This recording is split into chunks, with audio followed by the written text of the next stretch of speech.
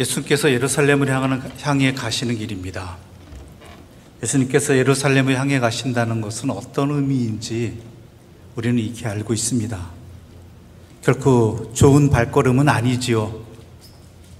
예수님에게 있어서는, 우리에게는 좋은 발걸음이지만, 하나님의 뜻이 이루어지는 자리이지만, 예수님 개인에게서는 참 힘든 길일 것입니다. 그런데 이 예수님께서 예루살렘으로 가시는 여정에는요, 예수님께서 택하신 제자들 뿐만 아니라 수만 명이 함께 있었다고 합니다. 오늘 본문에서도 수많은 무리가 기록되어 있지만 누가복음 12장에는 수만의 무리가 예수님과 함께 했다라고 되어 있습니다. 장관이지요. 예루살렘에 향해 올라가는 길에 수만 명이 따라다니는 겁니다. 예수님이 멈추시면 같이 멈추고, 즉 예수님의 인기가 날이 가면 날이 갈수록 더 높아지고 있었다라는 것입니다. 그런데 예수님께서는 이 무리들을 보시고, 늘어가는 사람들을 보시고 행복해 하시기보다는 고민하셨다라고 성경은 기록하고 있습니다. 고민하셨다. 왜냐하면 이 많은 사람들이 왜 자기를 따라다니는지 알고 있었기 때문입니다. 이 많은 사람들이 자기에게 원하는 것이 무엇인지 알고 있었기 때문입니다.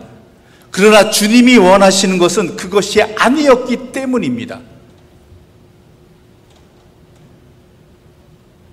이 많은 사람들이 바랬던 것은 주님을 통해서 무엇을 얻을까였습니다. 주님이 병 고치시는 일을 하셨습니다. 기적을 일으키셨습니다. 말씀을 가르치셨습니다. 그러나 이 사람들은 병자를 고치는 일들과 기적을 베푸는 일에 관심이 있었지 말씀에는 관심이 없었습니다. 그런데 여러분 분명히 아셔야 될 것은, 예수님이 이 땅에 오신 것은, 지금 예루살렘을 향해 가시는 것은요, 사람들을 변화시키시기 위해서입니다. 그러나 기적과 같은 일들은요, 사람을 변화시키지 않습니다. 아무리 큰 기적이라 할지라도요, 그것이 사람을 변화시키는 동기는 될 수 있지만 그 자체가 사람을 변화시키지는 못한다라는 것이죠. 이스라엘 사람들에게 가장 큰 기적은 뭐겠습니까? 길이 기억되고 또한 전해야 될 기적은 무엇이겠습니까? 출애굽 사건입니다. 출애굽 사건과 홍해의 기적 사건은요, 이스라엘 백성들이 반드시 자손들에게까지 가르치고 전해야 될 그들이 경험한 가장 큰 기적의 경험이었습니다. 하나님의 역사를 떠올릴 때마다 출애굽 때의 일을 기억했습니다. 그런데요, 애굽에 있었던 10가지 재앙으로도 재앙으로 하나님의 하나님 되심을 보여주었던 일도, 홍해가 갈라지는 그 엄청난 대역사도 그 효과가 얼마 가지 않았다라는 게 성경의 기록입니다. 이스라엘 백성들이 홍해를 건너서 수르 광야에 들어가서 사흘 길을 걸어갔습니다. 그래서 도착한 곳이 마라였습니다. 거기에 물이 있었죠. 근데 그 물은 너무 써서 마실 수가 없었습니다. 그때부터 이스라엘 백성들이 한 게 뭡니까? 모세를 원망하는 일입니다. 또 출애굽 후 한 달 후에는 모세와 아론에게 먹을 것이 부족하다라고 원망했습니다. 어느 정도로 부족했냐면, 하나님께서 출애굽의 은혜를 베푸셨는데 그 은혜는 망각해버리고 차라리 우리가 애굽에 있을 때가 더 잘 먹고 잘 살았다고, 그때는 풍요로웠다고 자신들의 과거를 미화하는, 그래서 하나님을 부정하는, 원망하는 그러한 모습이 이스라엘의 모습이었죠. 상상할 수가 없고 아무리 말로 표현할 수 없는 기적을 경험했다 할지라도요, 그 효과는 사흘을 넘기지 못하고 길어봤자야 한 달이라는 것입니다. 그렇다면 무엇이 사람을 변화시키는가? 오직 하나님의 말씀만이 사람을 변화시키는 것입니다. 기적보다도 하나님 말씀에 집중해야 되는 사람들이, 이 수많은 사람들이 모였지만 주님께서 가르쳐 주시는 하나님의 말씀이 아니라 주님께서 행하실 기적이나 병 고치는 일에만 관심을 가지고 따라다녔다라는 것이죠. 심지어 주님의 제자들마저도 주님의 말씀보다는 주님을 통해서 무엇을 이 땅에서 자기가 얻고 누릴 수 있을 거에 관심이 있었습니다. 대표적인 게 뭐죠? 주님의 오른편에 누가 앉을지, 주님의 곁에. 부모들까지 동원해서 싸우잖아요. 그러니까 주님이 잡히셨을 때, 주님이 십자가에 달리셨을 때 그 수많은 사람들이 뭡니까? 제자들마저도요, 대부분이 도망갔다라는 거예요. 떠났다라는 거예요. 자기가 안 변했다라는 거예요.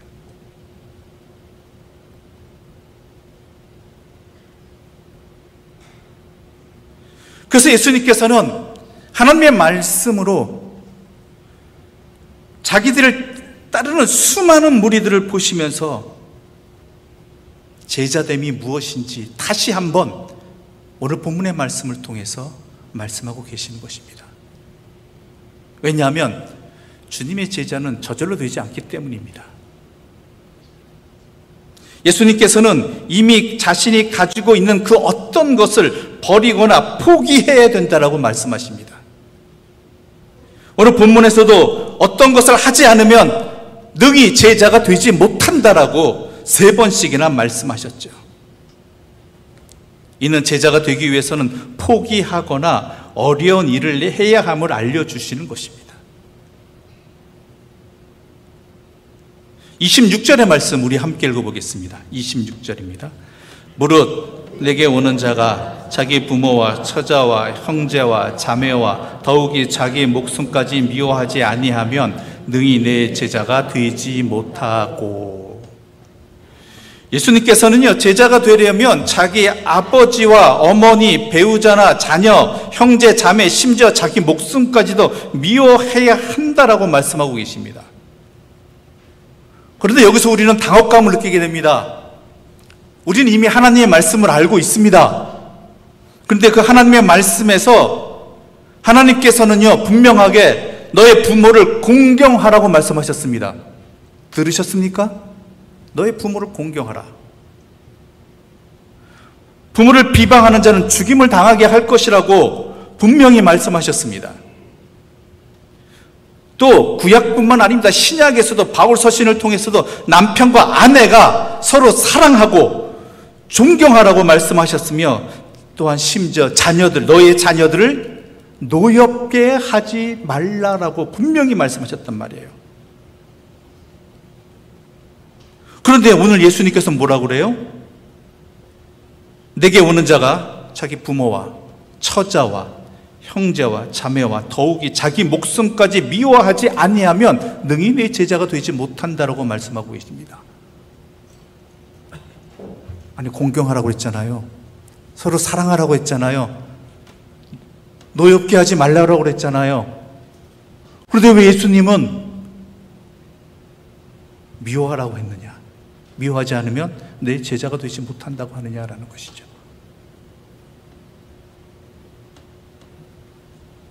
우리는 여기서 이 말씀 앞에서 당혹감을 느끼게 되고 도대체 뭐가 맞는 것이냐, 어느 게 진짜냐를 고민하게 됩니다. 그래서 어떤 분들은 이렇게 편하게 생각하죠.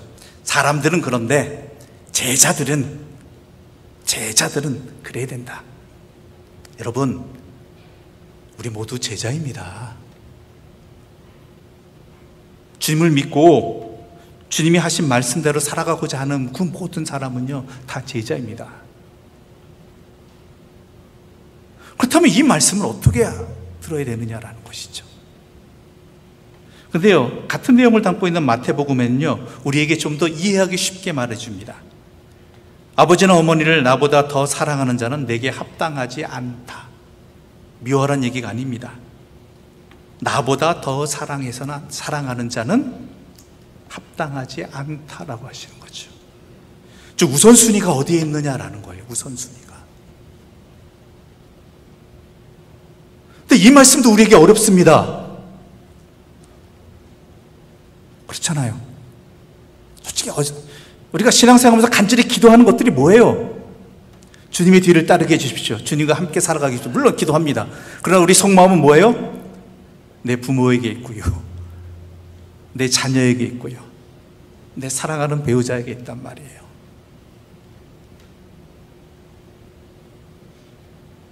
그런데 100번 양보해서 나보다 더 사랑하는 자는 합당하지 아니하도록 든다 해도 이것도 어렵다라는 것이죠. 심지어 자기 목숨까지 미워하지 아니하면 능히 내 제자가 되지 못한다라고 말씀하고 있습니다. 하나님 주신 생명이라면서요. 근데 미워하라는요. 이걸 어떻게 이해해야 되냐라는 것이죠. 여러분, 주님 우리에게 참 생명을 주시러 오셨습니다. 그렇죠? 참된 삶을 주시기 오셨단 말이에요. 우리가 우리 부모를 사랑합니다. 공경합니다. 부모는 자녀를 사랑합니다.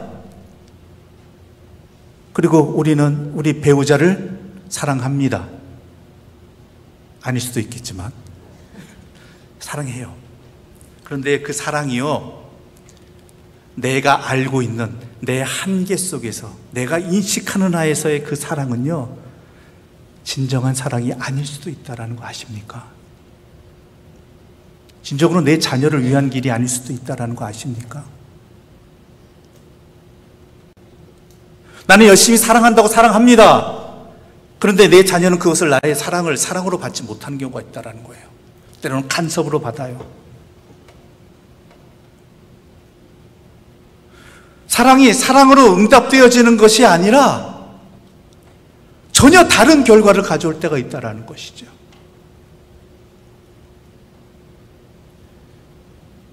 여기서 우리는 한 가지 질문을 던져야 됩니다. 원칙을 제대로 확보해야 됩니다. 그것이 뭐냐면, 우리에게 가정을 창조해 주신 분이 누구십니까? 하나님이시잖아요. 나의 부모님을 나의 부모님 되게 해주신 분이 누구십니까? 내 마음대로 내 부모님 골랐습니까? 아니잖아요. 하나님이 해주신 거잖아요.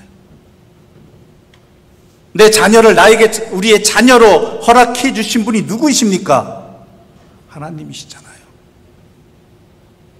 즉 하나님 뜻 안에서 하나님이 가장 중심이 되지 아니하면 내 가정을 제대로 사랑할 수 없다라는 것입니다. 제대로 이해할 수 없다라는 것입니다. 하나님 안에서 내 부모님들을 봐야 되고요, 하나님 안에서 내 사랑하는 배우자를 봐야 되고요, 하나님 기준에서 내 자녀를 봐야 된다는 것입니다. 그렇지 아니하면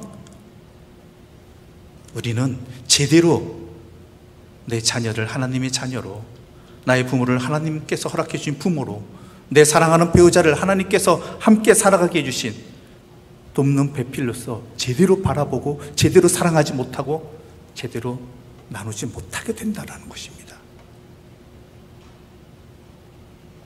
하나님 안에서 봐야 돼요. 내 기준이 아니라 하나님의 기준에서 봐야 돼요. 하나님 뜻 안에서 봐야 돼요.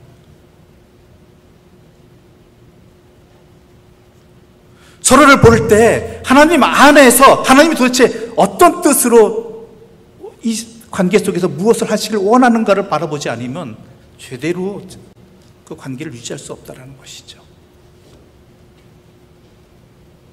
목숨도 마찬가지입니다. 우리는 이 땅에서의 내 생명만 바라봅니다. 그러나 우리의 삶이 이 땅에서만 살아가는 삶입니까? 우리는 영원한 삶이 허락된 사람들이잖아요. 영원한 삶이 뭡니까? 하나님과 함께하는 사람입니다. 함께하는 삶입니다. 하나님이 나의 주인이 되시는 삶입니다. 그것을 바라보지 못한다면 내 생명도 내 생명 때문에 정작 중요한 걸 버리게 되는 거예요. 무엇이 중요한지 제대로 알자라는 거예요.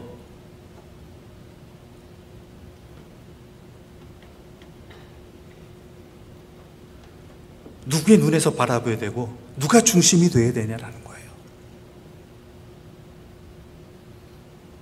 이게 그리스도인의 삶입니다. 이게 허락된 사람들이 그리스도인입니다. 또한 두 번째로 주님께서는 말씀하십니다. 27절 말씀 함께 읽어보겠습니다. 27절입니다. 함께 읽겠습니다. 누구든지 자기 십자가를 지고 나를 따르지 않는 자도 능히 내 제자가 되지 못하리라. 아멘. 여러분, 십자가가 뭔지는 아시죠? 우리 지금 생각하는 십자가 생각하시면 안 됩니다. 예수님 당시 십자가는 뭡니까? 가장 참혹한 형벌이에요. 심지어 구약 성경에도요, 나무에 달린 자는 뭐예요? 저주받을 자라고 했어요. 그런데 예수님께서 자기 십자가를 지고 나를 따르지 않는 자는 능히 내 제자가 되지 못한다라고 하십니다. 이거 엄청난 충격의 말씀이죠. 그 당시 사람들을 생각해 보세요. 이건 말도 안 되는 얘기잖아요. 물론 예수님께서 십자가를 지시러 예루살렘을 향해 가시기 때문에 이 말씀을 하시는 것도 있겠지만요, 십자가가 무엇인지 정확히 알아야 됩니다. 당시 십자가는요, 처형 당할 사람이 지고 갔어요. 특별한 경우가 아닌 이상. 자기가 처형 당할 그 십자가를 자기가 짊어지고 가서 그 십자가에 누가 못 박히게 돼요? 자기가 못 박히게 되는 거예요. 이게 십자가예요. 근데 우리는 십자가 생각하면요, 내가 아니라 다른 사람들을 생각하게 돼요. 십자가 진다는 것만. 뭐냐, 나를 힘들게 하는 것들. 나를 힘들게 하는 사람이 나의 십자가라고, 내 어려운 상황이 나의 십자가라고 생각을 합니다. 아닙니다. 예수님이 말씀하시는 건요, 자기 십자가를 지고 가란 얘기는 자기가 거기 십자가에 못 박히란 얘기예요. 자기가 못 박혀야 된다는 얘기예요.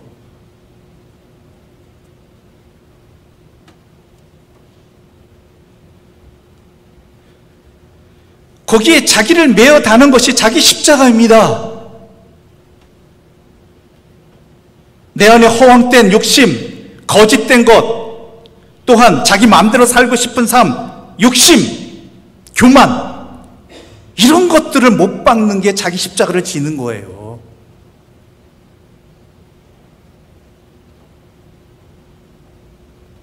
그래서 사도 바울은 갈라디아서 5장 24절에서 그리스도 예수의 사람들은 육체와 함께 그 정욕과 탐심을 십자가에 못 박았다라고 이야기하는 것입니다.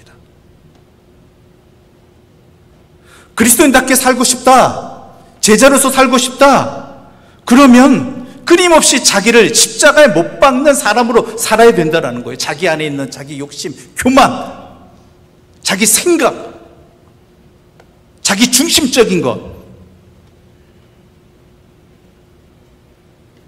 그 자기 자신을 십자가에 못 박는 자만이 그리스도인답게 살아갈 수 있다는 것이고 제자로서 살 수 있다는 것이죠. 그래서 사도 바울마저 나는 날마다 내 자신을 십자가에 못 박는다고 이야기하잖아요.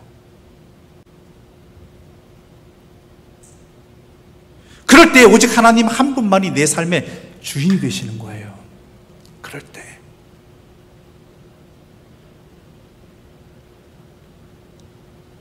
결국 주님께서 요구하시는 그리스도인의 삶은요, 어떤 자격이나 기준이 아니라 주님을 사랑하느냐예요. 주님을 사랑하느냐. 누구보다도, 무엇보다도. 그래야지만 살아갈 수 있어요. 그래서 예수님께서 부활하신 후에 갈릴리에서 제자들을 만날 때 뭐라고 이야기했어요? 베드로에게? 내가 나를 사랑하느냐? 내가 나를 사랑하느냐? 거듭거듭 물으셨잖아요. 이 사람들보다 네가 나를 더 사랑하느냐?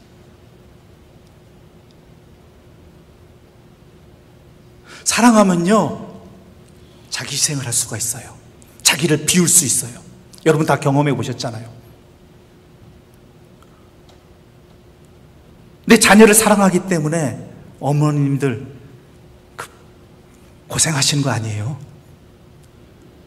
내가 먹고 싶은 거 있고 내가 하고 싶은 거 있는데 내 자녀를 사랑하기 때문에, 내 남편을 사랑하기 때문에 거기에 맞춘, 나를 비우고 거기에 맞추는 거 아니에요. 거기에 해주고. 아버님들도 마찬가지잖아요. 밖에 나가서 싫은 소리 듣고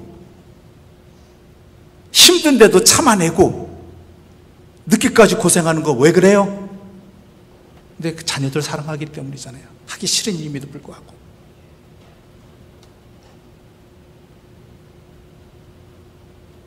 그러므로 중요한 것은 그리스도인이 그리스도인 되는 것, 살아갈 수 있는 것, 제자로서의 삶을 살아갈 수 있는 것, 예수님의 제자로 살아갈 수 있는 것은요, 주님을 사랑하느냐예요. 그래서 오늘도 주님은 여러분에게 묻고 계십니다. 내가 나를 사랑하느냐?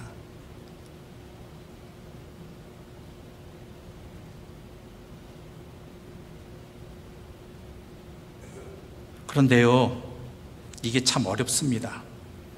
사랑하는데 주님이 내 삶의 최고의 자리는 되지 못하잖아요. 내 자신이 있고요, 내 사랑하는 가족들도 있고요, 내가 바라는 일들이 있단 말이에요. 그 모든 것들을 주님 때문에 버리고 희생할 수 있겠느냐? 주님만을 따를 수 있겠느냐라는 거예요.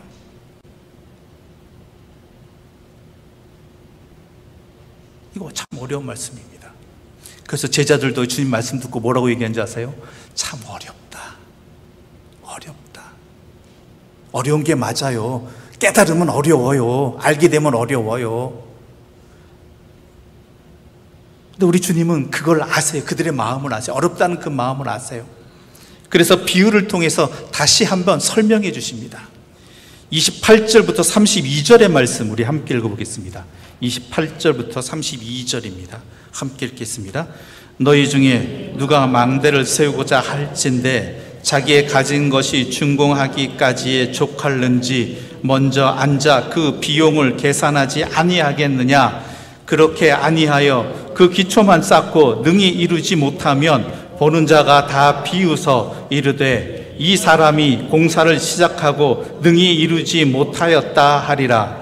또 어떤 임금이 다른 임금과 싸우러 갈 때 먼저 앉아 1만 명으로서 저 2만 명을 거느리고 오는 자를 대적할 수 있을까 헤아리지 아니하겠느냐? 만일 못할 터이면 그가 아직 멀리 있을 때 사신을 보내어 화친을 청할지니라. 아멘.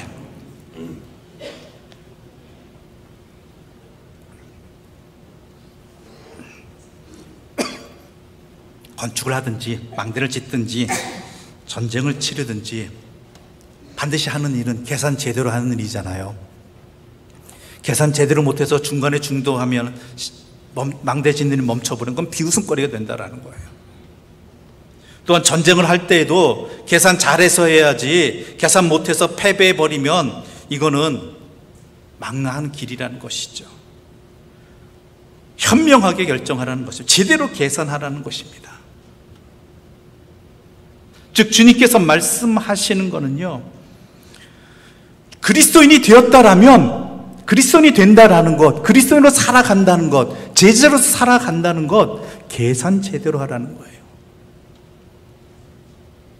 그런데요, 이 계산 제대로 한다는 게 참 중요해요. 왜냐하면 우리는 우리 한계 속에서만 계산을 합니다. 그렇죠? 예를 들면 어린아이는요, 어린아이가 아는 세상 속에서 뭐가 좋고 싫은지를 계산해요. 그렇죠? 근데 커서 보면 그때 내 자신을 기억해보면 어떻습니까? 귀엽기는 하는데 세상 모르니까 저렇게 했지라는 생각이 저절로 들잖아요. 좀 더 세상을 많이 알아갈수록, 깊게 알아갈수록, 넓게 알아갈수록 세상살이는 진짜 뭐가 좋은지 뭐가 아닌 것인지 달라지잖아요. 우리도 마찬가지예요. 주님의 사람이 되었다는 것은 주님의 계산법으로 나의 삶을 제대로 계산할 줄 알아야 한다는 거예요. 뭐가 좋은지, 뭐가 참된 것인지. 그러기 위해서 우리에게 반드시 필요한 게 뭐예요? 있어야 될 게? 성령이에요. 성령. 왜냐하면 우리는 이 세상밖에 알지 못하거든. 지금의 가치관밖에 알지 못하거든요. 내 생각 속에서 중요하고 참된 것이 무엇인지 내가 알고 있는 세상이 전부거든요. 그런데 우리가 알다시피 이 세상이 전부는 아니잖아요. 눈에 보이는 것이 전부는 아니잖아요. 지금은 참된 것처럼 여겨지지만 결국 그때는 참된 것이 영원히 참됩니까? 아니라는 거예요. 무엇이 진짜인지, 무엇이 가치 있는 것인지, 무엇이 영원한 것인지 제대로 알려면요, 성령께서 나의 눈을 뜨게 해주셔야 돼요. 성령 없이는 그리스도는 살지 못해요. 분별이 안 되잖아요. 계산이 안 되잖아요. 그래서 우리가 항상 성령이 나의 삶에 충만하게 역사해 주시기를 기도해야 되는 이유가 바로 여기 있는 것이죠. 그래서 참된 것이 무엇인지 안다라면 어떻게 해요? 그 참된 것을 소유하기 위해서는 헛된 것을 버려야죠. 예수님께서 하신 비유 중에 밭의 보화 비유가 있습니다. 기억하십니까? 농부가 밭에 소작농이겠죠. 소작을 하다가 그 밭에 보화를 찾게 되죠. 그럴 때 어떻게 하죠? 그 농부는 자기가 가진 모든 소유를 다 팔아버리고 어떻게 해요? 그 밭을 사버리잖아요. 값진 진주 장사 비유가 있습니다. 진짜 값진 진주를 발견했습니다. 그때 어떻게 해요? 자기가 이전에 가졌던 모든 진주들을 다 팔아버리고 어떻게 해요? 그 진주를 사잖아요. 이게 이 사람이 다른 게 아니에요. 계산 제대로 했기 때문에 그래요. 뭐가 진짜 좋은지 알았기 때문이에요. 뭐가 가치인 줄 알았기 때문에. 이 눈이 떠져야 된다라는 거예요. 그래서 우리 예수님께서 이렇게 말씀하십니다. 33절의 말씀입니다. 함께 읽어보겠습니다. 이와 같이 너희 중에 누구든지 자기의 모든 소유를 버리지 아니하면 능히 내 제자가 되지 못하리라. 아멘.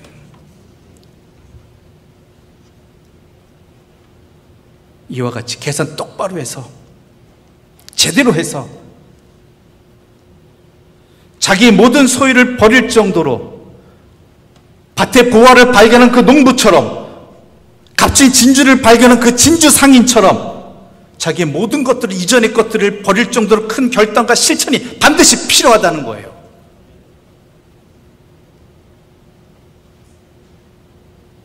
그렇지 않으면 참된 것을, 참된 삶을 살아갈 수 없다는 것이죠.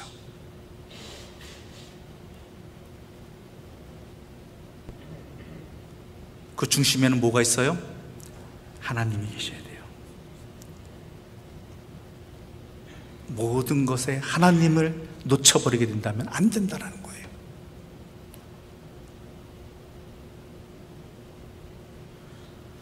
주님의 제자가 되는 것 또한 제자가 되어져 가는 것이거든요. 우리는 되어져 가는 것은 내가 온전히 지어져 가는 과정입니다. 여러분, 주님이 제자 된다는, 그리스도인이 된다는 것이 희생, 손해 아니에요. 더 좋은 것으로 채워지는 거예요. 더 좋은 것이 아닙니다. 참된 것으로, 가짜가 아니라 진짜로 채워지는 삶이에요. 계산 제대로 하면 이게 보인다라는 것이죠. 성령의 눈으로 이게 깨달아진다는 거예요.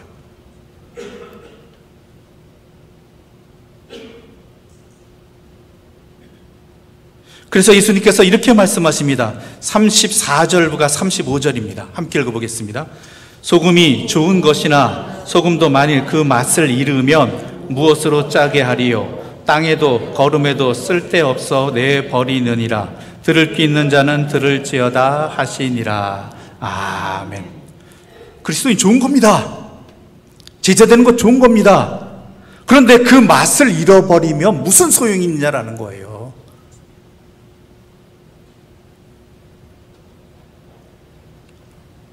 땅에도 걸음에도 아무 쓸모없다라는 거예요. 예수 그리스도의 보혈의 은혜로 그리스도인이 되었는데 그 은혜로 살게 되는 그리스도인의 삶을 제대로 살지 못한다라고 한다면, 내가 가지고 있는 것들 때문에, 내 자신 때문에, 세상의 것들 때문에 참된 것을 누리지 못한다면, 소금이 자기 형태를 온전히 과거의 형태를 버리지 아니한다면 무슨 소용이 있느냐라는 것이죠.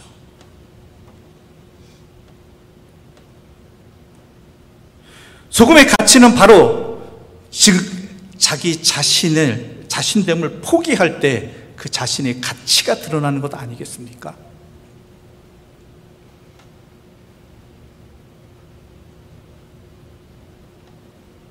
근데 더 놀라운 일은요, 이건 희생이, 아까도 말씀한 희생이 아니고 헌신이 아닙니다.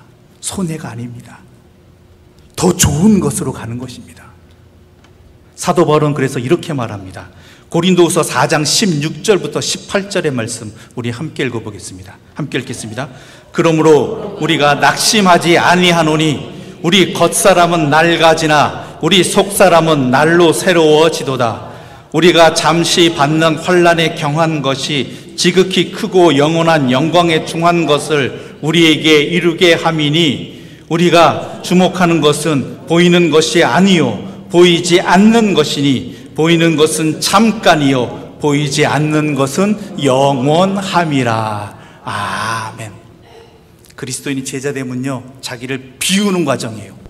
근데 비운 것으로 끝난 것이라, 거기에 뭐가 채워져요? 참된 것으로, 영원한 것으로 채워진다는 거예요. 그러므로 우리가 낙심하지 아니한다는 거예요. 예수님 믿는 사람으로, 그리스도인으로 살아가며, 제자로 살아가면서 버리고 손해보고 하는 것들로 낙심하지 않는다는 거예요. 세상이 보기엔 우리는 낡아지는 것 같으나 우리의 속사람은 어떻게 해요? 날로 새로워진다.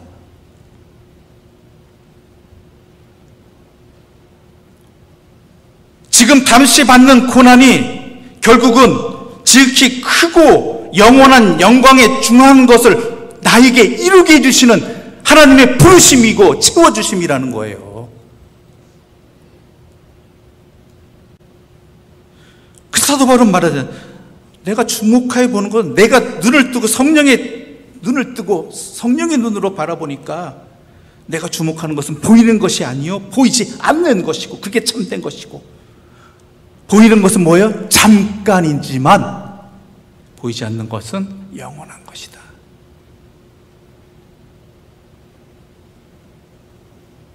그게 그리스도인에게 주시는 하나님의 은혜입니다. 제자로 살아가고자 자기를 버리는 자에게 주시는 하나님의 채워주심입니다. 그게 참 생명의 삶입니다. 우리는 그렇게 창조된 사람들이고, 그것을 회복시켜 주시기 위해서 예수 그리스도께서 십자가를 지신 것이고, 우리에게 허락되어진 영생의 삶이 바로 이것입니다.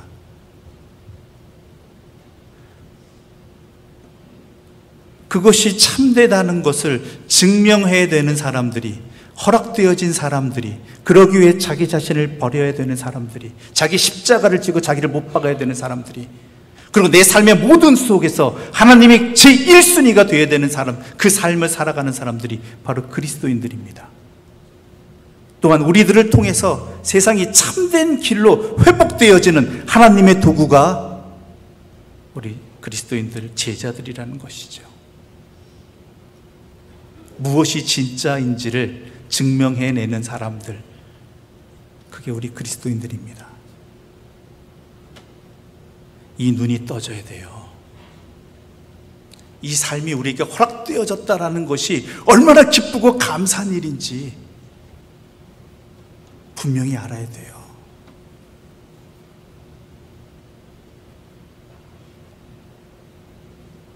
그것을 안다라면 뒤도 돌아보지 아니하고 주님을 향해 나가는 거예요. 손에 쟁기를 잡고 뒤를 돌아보지 않는 자가 되는 거예요. 왜요? 뭐가 진짜인지를 아니까, 자기에게 허락되어진 것이 무엇인지 아니까. 그게 그리스도인입니다. 손해보는 자리, 삶의 자리 아닙니다. 무조건 희생하는 자리 아닙니다. 더 좋은 것으로, 영원한 것으로, 참된 것으로 살아가는 기쁨과 평안과 복을 누리는 사람들이, 또한 그 증인이 되어주고 그 복을 나누는 사람이 그리스도인입니다. 그것이 우리에게 예수 그리스도 통해서 회복되었습니다. 그 눈이 떠지기를 바랍니다.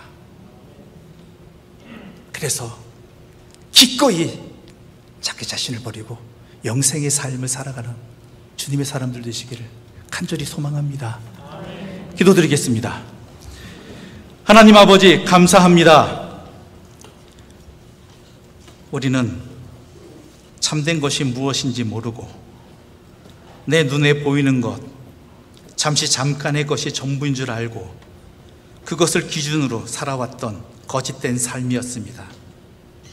그런 우리들을 구원해 주시기 위해, 우리에게 참 생명의 삶을 주시기 위해 주님께서 이 땅에 오셔서 십자가를 지셨고, 또한 주님의 말씀으로 우리를 변화시켜 주셨습니다. 이제 성령의 능력을 통해서 우리가 이것을 깨닫는 자들이 되게 해주시고, 영원한 참된 복된 삶을 살아가는, 그러기 위해 자기 자신을 온전히 십자가에 못 박고 오직 하나님 중심으로 모든 것을 바라보고, 그러기 위해 자기 자신을 버리고 주님의 것으로 채워가는 그런 우리 그리스도인들 되게 해주시고, 또한 세상을 향한 증인들, 통로들, 하나님의 도구가 되게 하여 주시옵소서. 그것이 참된 기쁨이고 평안이고 영원한 복임을 분명히 알게 해주시고 그 안에 살아가게 하여 주시옵소서. 예수님의 이름으로 기도드립니다. 아멘.